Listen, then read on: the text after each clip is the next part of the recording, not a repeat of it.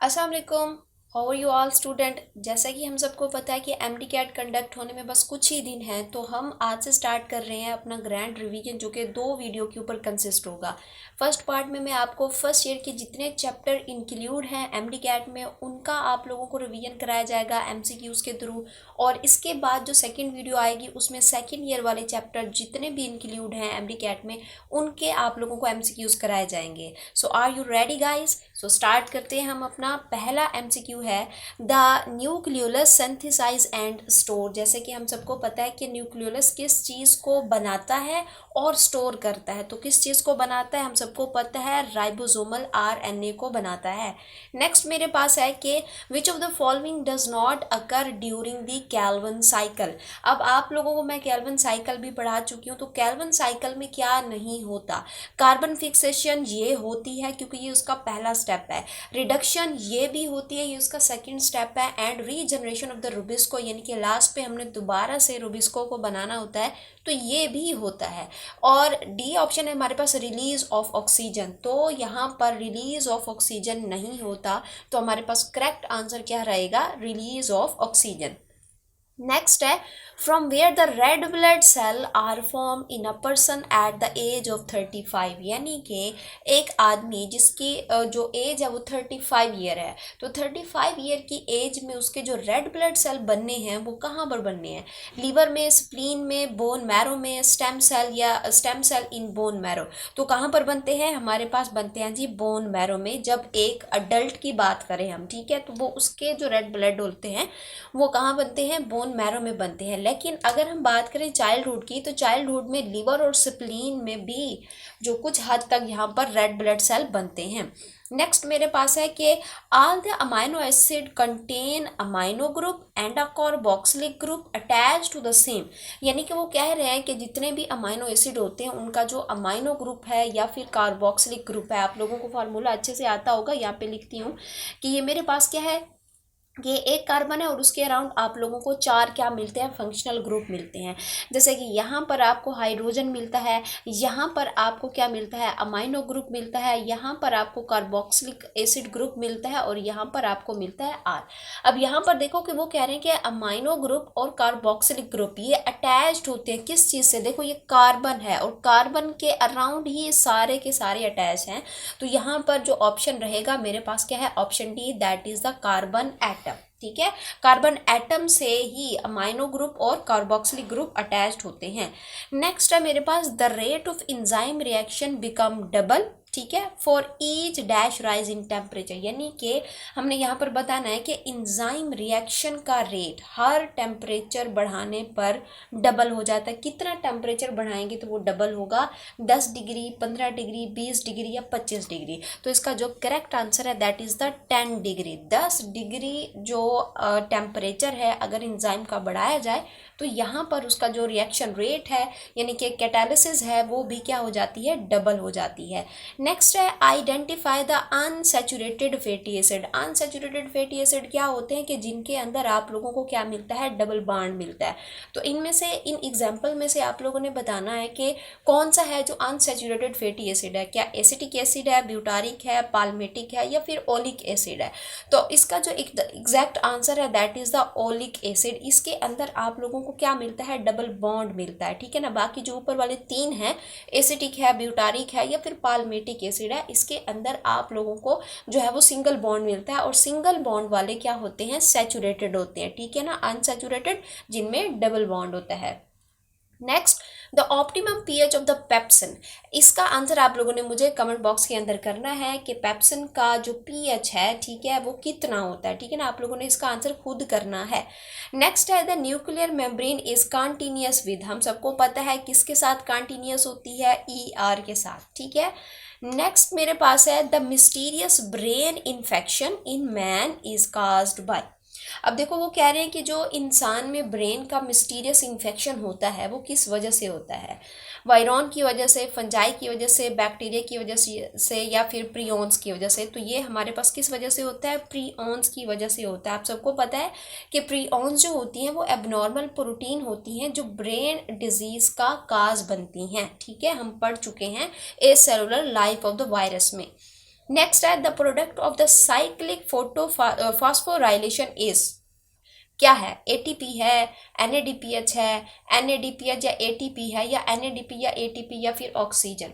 तो इसका जो एग्जैक्ट आंसर है दैट इज द एटीपी। हमें पता है कि जो फास्फोराइलेशन होती है ना, दो तरह से होती है। आप लोगों ने क्या पढ़ी है, जेड स्कीम पढ़ी है। सपोज करो ये मेरे पास क्या है, ये PS1 है, ठीक है, और ये मेरे पास क्या है, ये है जी PS2, ठीक है।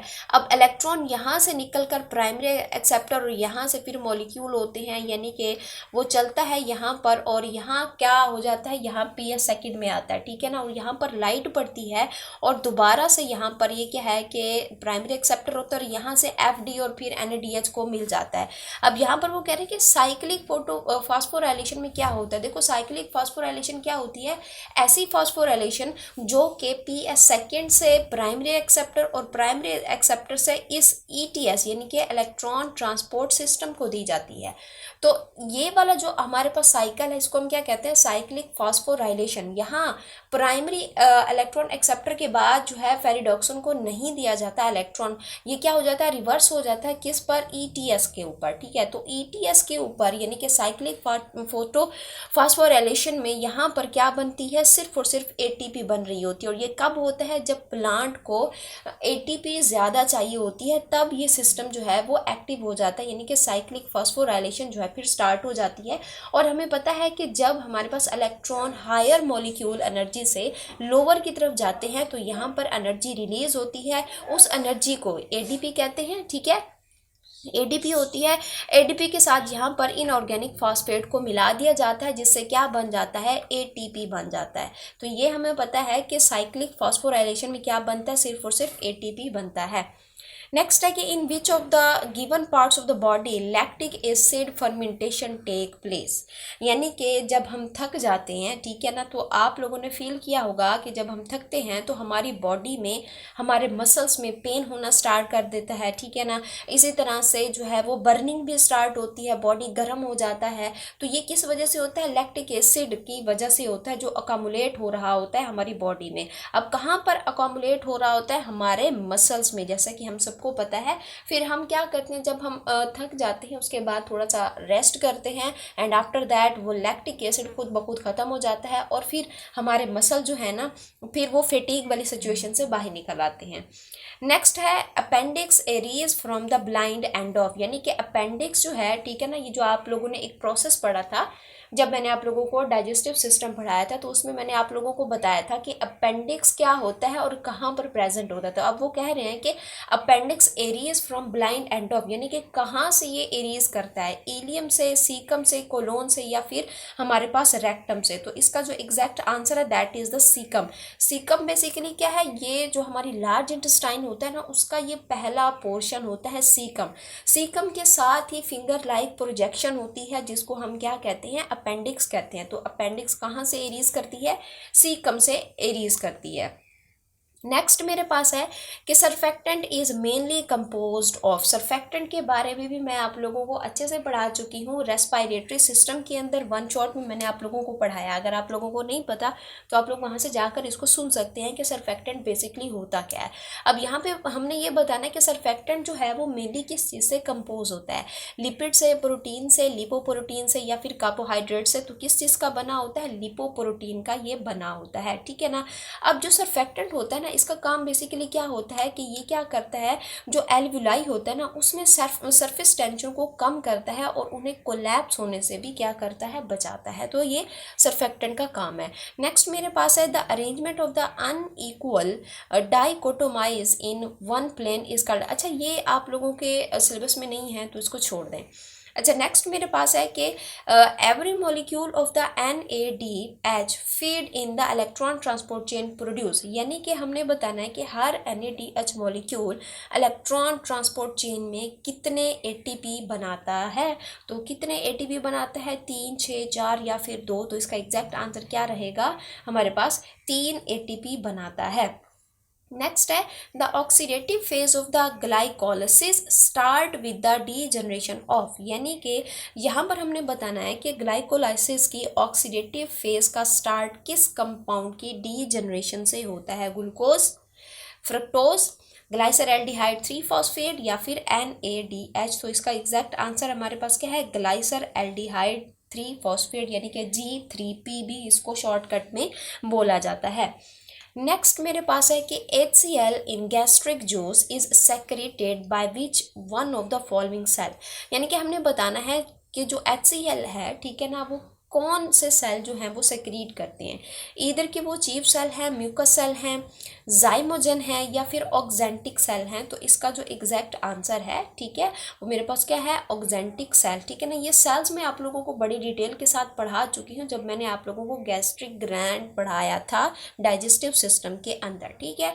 तो ये ऑक्जेंटिक सेल होते हैं जो क्या करते हैं, HCl बनाते हैं, जो कि डाइजेशन में क्या करते हैं, हेल्प करते हैं। नेक्स्ट है कि site of the gaseous exchange in human, हम सबको पता है क्या है, वो एल्विलाई के अंदर ही हमारी क्या होती है, कार्बन डाइऑक्साइड और ऑक्सीजन जो है वो एक्सचेंज होते हैं, क्योंकि वहाँ पर आप लोगों को क्या देखने को मिलती हैं, ब्लड वेजल्स वहाँ पर आई होती हैं। नेक्स्ट मेरे पास है the wall of the left ventricle is thicker than that of the right ventricle, ठीक है ना। अब यहाँ पर हमें पता है कि लेफ्ट वेंट्रिकल जो होता है वो थिकर होता है राइट वेंट्रिकल से।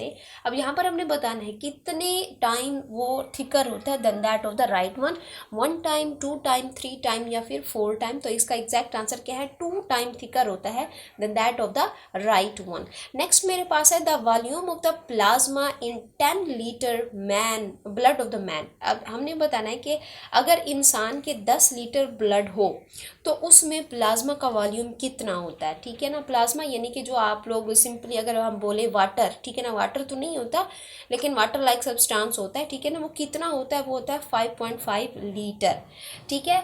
तो ये हमारे पास 20 MCQs यहाँ तक हमने कर लिए हैं। नेक्स्ट MCQs जो है वो करने से पहले अगर आप लोग मेरे चैनल पर नए हैं और यहाँ तक आप लोग प्रैक्टिस भी कर रहे हैं और आपको MCQs आ भी रहे हैं, तो प्लीज़ चैनल को लाइक करें, शेयर करें और इसको सब्सक्राइब भी लाजमी करें।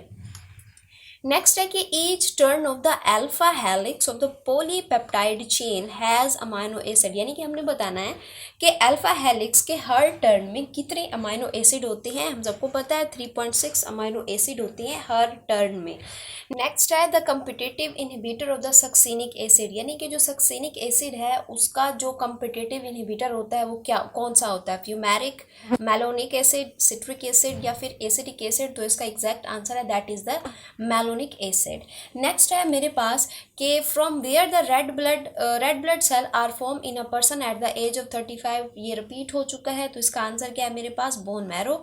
नेक्स्ट है the pasteurization techniques is widely use for the preservation of water, meat, milk and milk product या फिर वैक्सीन। हम सबको पता है ये क्या करती है, मिल्क एंड मिल्क प्रोडक्ट को क्या करती है, प्रिजर्व करती है। यानी कि जो पास्चराइजेशन होता है ना, बेसिकली एक हीट ट्रीटमेंट प्रोसेस है जो मिल्क और उसके प्रोडक्ट से जर्म्स को डिस्ट्रॉय करता है और प्रिजर्व करता है।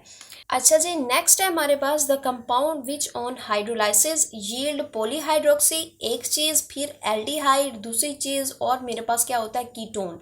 यानी कि ये तीनों जब वो क्या करता है, हाइड्रोलाइसिस होती है, तो ये तीनों चीज़ें बनती हैं, किस में बनती है, कार्बोहाइड्रेट में, प्रोटीन में, लिपिड में या न्यूक्लिक एसिड में। आंखें बंद करके हम सबको पता है किस में होते हैं, कार्बोहाइड्रेट्स के अंदर ये सब कुछ होता है। नेक्स्ट है the raw material from which को एंजाइम आर मेड, यानी कि जो हमारे पास को एंजाइम होते हैं ना, किस रॉ मटेरियल से बनते हैं, प्रोटीन, न्यूक्लिक एसिड, विटामिन या फिर कार्बोहाइड्रेट्स। इसका आंसर आप लोगों ने खुद करना है। 26 का जो MCQ आंसर है वो आप लोगों ने खुद करना है मुझे कमेंट बॉक्स के अंदर। नेक्स्ट मेरे पास है the organelle involve in the synthesis of ATP is, हम सबको पता है वो क्या है, वो है जी हमारे पास माइटोकॉन्ड्रिया। नेक्स्ट है कि प्रिओन्स आर मेड अप ऑफ, हमें पता है ये एबनॉर्मल प्रोटीन से बनते हैं, तो इसका जो एग्जैक्ट आंसर रहेगा that is the option B, proteins. Next है कि कॉर्न समेटिस कास्ट, अच्छा ये भी आप लोगों के सिलेबस में इंक्लूड नहीं है, सो हम इसको भी नहीं कर रहे। नेक्स्ट हमारे पास है number of the NADH produce, ठीक है ना, बनते हैं किस में, by passing 1 pyruvate molecule through the Krebs cycle and pyruvic acid oxidation is और आर, यानी कि एक पायरुवेट मॉलिक्यूल से क्रैब साइकिल और ऑक्सीडेशन के दौरान कितने NADH बनते हैं, 1, 2, 3, 4। तो ये आप भी भी कर चुके हो, ठीक है। तो ये कितने बनते हैं आप लोगों ने मुझे कमेंट बॉक्स के अंदर इसका जो है वो कमेंट करना है कितने बनते हैं। नेक्स्ट मेरे पास है कि which part of the light spectrum produce more oxygen during the photosynthesis, यानी कि फोटोसिंथेसिस के दौरान सबसे ज़्यादा ऑक्सीजन किस लाइट से बनती है, किससे बनती है, ब्लू लाइट से बनती है।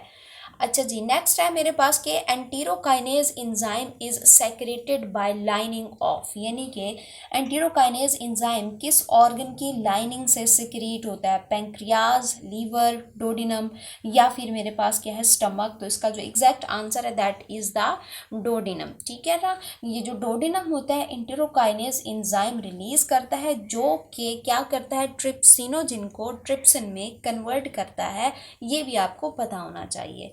नेक्स्ट मेरे पास है कि स्मोकर कफ काज, अब स्मोकर जो कफ करते हैं, जो उनको खांसी लगती है, उससे फिर कौन सी बीमारी होती है, लंग्स की, एस्मा होता है, एम्फाइसीमा है, कैंसर है या फिर टीबी। तो इसका जो एग्जैक्ट आंसर है that is the emphysema. Next है the weight of the blood in a man of 60 kg, अब अगर किसी पर्सन का वेट जो है वो 60 kg है तो उसके अंदर कितना जो है वो ब्लड होगा, 5 kg, 10 kg, 15 या फिर 20। तो इसका जो एग्जैक्ट आंसर है दैट इज द 5 kg, यानी कि 60 kg में जो हमारे पास 5 kg है वो किसका वेट है, ब्लड का वेट है।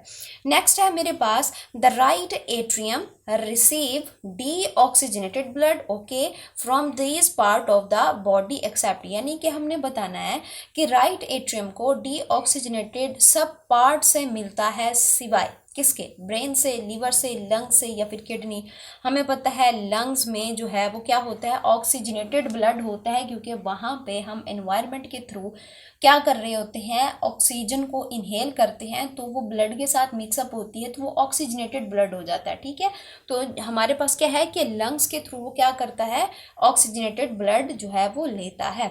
नेक्स्ट है the respiratory system is the most efficient इन, अब रेस्पिरेटरी सिस्टम सबसे ज़्यादा एफिशिएंट होता है किस चीज़ में, हमारे पास बर्ड्स के अंदर। देखो बर्ड्स के अंदर क्यों होता है, क्योंकि बर्ड्स का रेस्पिरेटरी सिस्टम सबसे एफिशिएंट है क्योंकि उनमें डबल रेस्पिरेशन सिस्टम होता है, यानी कि एयर सैक्स उनमें ज़्यादा होती है। नेक्स्ट हमारे पास है कि which animal has no need for the gall bladder, अब किस एनिमल में, इनमें से किस एनिमल को गाल ब्लैडर की ज़रूरत नहीं होती, किसको ज़रूरत नहीं होती, गॉड्स को जो है वो गाल ब्लैडर की ज़रूरत नहीं होती। क्यों, क्योंकि गॉड और हर्बीवोर्स में गाल ब्लैडर जो होता है वो होता ही नहीं है, क्योंकि जो उनका क्या होता है, बाइल होता है ना, वो कंटिन्यूसली रिलीज होता रहता है, सो दैट्स वाई उनको स्टोरेज की ज़रूरत नहीं पड़ती, गाल ब्लैडर इसलिए उनमें नहीं होता।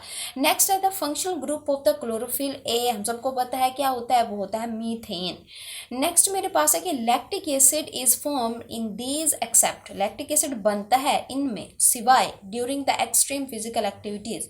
अब हमने बताया कि एक्सट्रीम फिजिकल एक्टिविटीज़ के दौरान लैक्टिक एसिड इनमें से किसी एक में नहीं बनता, मैन में, फिश में, हॉर्स में या कैट में।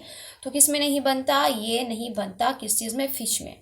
नेक्स्ट है the number of the chromosome in Drosophila melanogaster, हम सबको पता है कितने होते हैं, 8 होते हैं, ठीक है, 4 पेयर होते हैं, ठीक है ना, आपको पता होना चाहिए। मेलानोगैस्टर में 8 जो हैं वो टोटल क्रोमोसोम होते हैं 4 पेयर की फॉर्म के अंदर। नेक्स्ट है कि enzyme lower down the energy of, enzyme किसकी एनर्जी को कम करते हैं, एक्टिवेशन एनर्जी को कम करते हैं, ठीक है। हमें पता है इंजाइम जो है वो एक्टिवेशन एनर्जी को कम करता है। एक्टिवेशन एनर्जी क्या होती है, वो मिनिमम एनर्जी होती है जो किसी भी रिएक्शन को स्टार्ट करने के लिए चाहिए।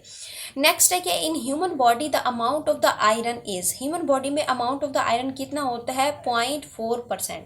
नेक्स्ट है मेरे पास के disruption of the control system of the heart lead to, यानी कि हार्ट के कंट्रोल सिस्टम में डिस्टर्बेंस से क्या होता है, हाइपरटेंशन, हार्ट अटैक, स्ट्रोक या हिमोरेज। तो इसका जो एग्जैक्ट आंसर है that is the heart attack.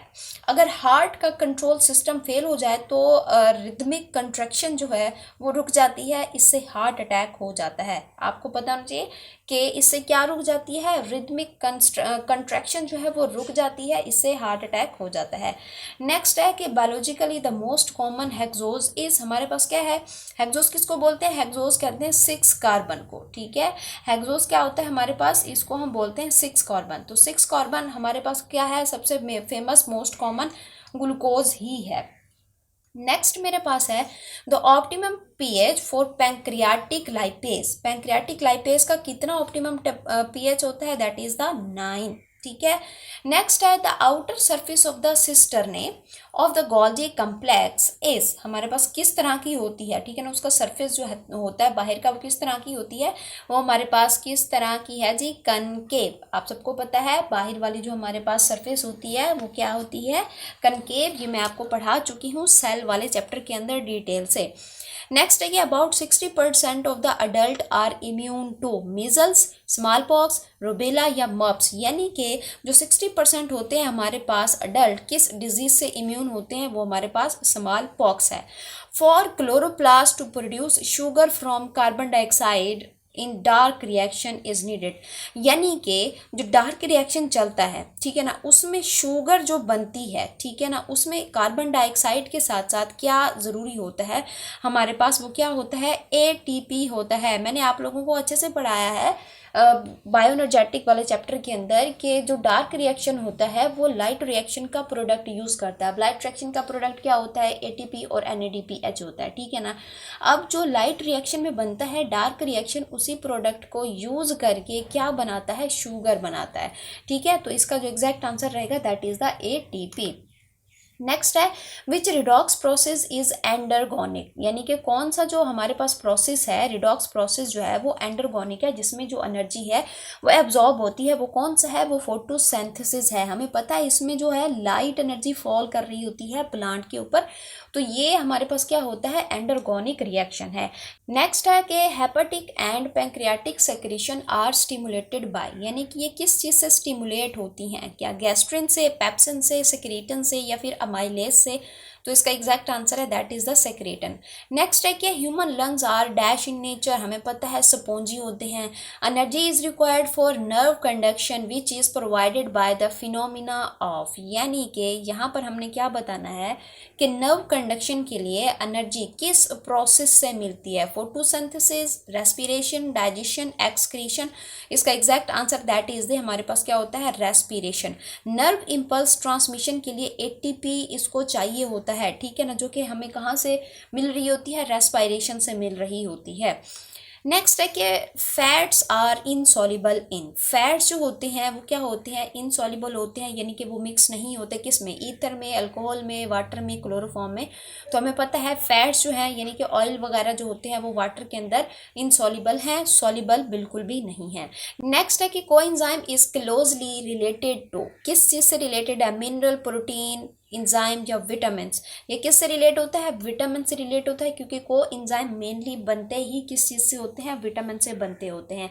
Next है कि haploid chromosome number in the Drosophila melanogaster. देखो टोटल इनमें कितने होते हैं, 8 होते हैं, ठीक है, 8 होते हैं और 4 पेयर होते हैं इनमें। तो अब हमने क्या करना है, हमने बताना है कि हप्लाइड यानी कि इसमें जो सिंगल फॉर्म होते हैं क्रोमोसोम की, वो हमने बताना है कितने होते हैं, वो हमारे पास होते हैं जी 4, ठीक है, 4 होते हैं। नेक्स्ट मेरे पास है microorganism which are composed of only protein, हमें पता है कौन है, प्रियॉन्स हैं।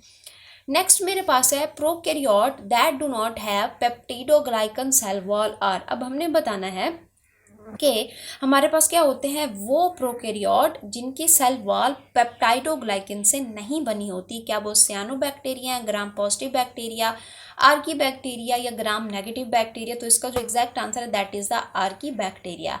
नेक्स्ट है मेरे पास कि protozoans have 2 kind of the nuclei are called. अब देखो ये चैप्टर भी आपके पास इंक्लूड नहीं है तो इसका भी आंसर हम नहीं देखेंगे, ठीक है। नेक्स्ट हम चलते हैं कि हमारे पास क्या है कि histoplasmosis is a series infection of, किस चीज़ का सीरीज इन्फेक्शन है, ये हमारे पास लंग्स का है। यानी कि हिस्टोप्लाज्मोसिस एक फंगल इन्फेक्शन है जो लंग्स को इफेक्ट करता है, ठीक है ना, ये एक फंगल इन्फेक्शन होता है। नेक्स्ट मेरे पास है, लास्ट है हमारे पास ये MCQ, the number carbon dioxide molecule require to produce 1 molecule of the triose sugar, यानी कि हमने बताना है कि एक मॉलिक्यूल ट्राइओज शुगर बनाने के लिए कितने कार्बन डाइऑक्साइड मॉलिक्यूल चाहिए होते हैं। तो इसका जो एग्जैक्ट आंसर है दैट इज़ द 3, यानी कि जो कार्बन साइकिल चल रहा होता है उसमें 3 कार्बन डाइऑक्साइड के मॉलिक्यूल कंबाइन करके एक ट्राइओज शुगर जो है वो बनता है।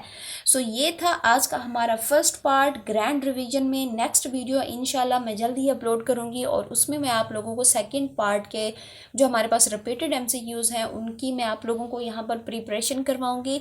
सो मिलते हैं नेक्स्ट वीडियो में, अपना ख्याल रखिए, अल्लाह हाफिज़।